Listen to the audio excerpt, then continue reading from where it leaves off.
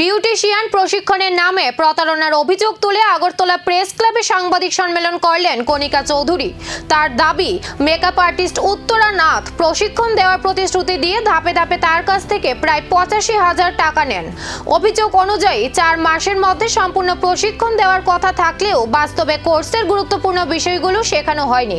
পাশাপাশি প্রশিক্ষণার্থীদের উত্তরা নাথের কাছ থেকে প্রসাধনী সামগ্রী কিনতে বাধ্য করা হতো এবং বাজার দরের তুলনায় অনেক বেশি দামে সেই সামগ্রী বিক্রি করা হয়েছে বলেও দাবি করেন তিনি।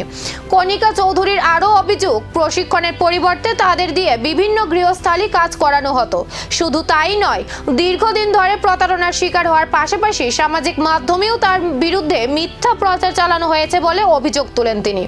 এই ঘটনার প্রেক্ষিতে থানায় মামলা দায়ের করেছেন কণিকা চৌধুরী। পুরো বিষয়টি নিরপেক্ষ তদন্ত করে প্রকৃত সত্য উদ্ঘাটন এবং দোষীদের বিরুদ্ধে আইনানুগ ব্যবস্থা গ্রহণের দাবি জানিয়েছেন তিনি। অভিযোগ ঘিরে ইতিমধ্যেই নানা প্রশ্ন উঠতে শুরু করেছে। ওকে, ওনার সঙ্গে আমার কনভারসেশন হয়তোবা 26 মে উনি আমার সঙ্গে এখান থেকে শুরু হয়েছে। আমি লিখেছি ঘুমাই গেছিলাম, উঠলাম এখন, কালকে তাড়াতাড়ি ঘুম দিছি, আমি লিখে দিয়েছি গুড মর্নিং, কি বৃষ্টি, আইতে পারতাছি না, মতলব ক্লাসের জন্য বলেছি, আমি আইতে পারতাছি না, কি বৃষ্টি, মাসিও একজন নাই, মানে আমার ঘরে তো 3টে বাচ্চা, 3জন মাসি থাকে, একজন মাসি ওদিন আসেনি, আমার একটু প্রবলেম হয়ে গেছে।